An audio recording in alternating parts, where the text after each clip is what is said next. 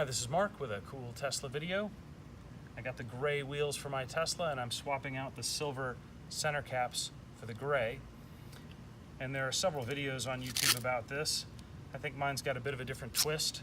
I'm going to get 2 pieces of good sticky duct tape. I'm going to tape the bottom half or the top half together like this, make sort of something I can grip onto. Put it on the wheel like that. And to get it nice and sticky, you got to make sure that it's really on there.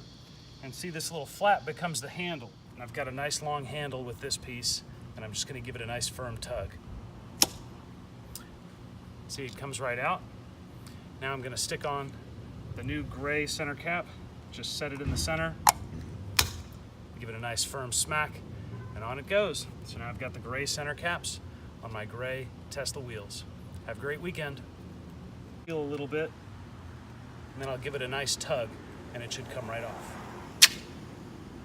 I'm going to sort of peel back one of the corners a little bit. I'm going to yank it pretty hard.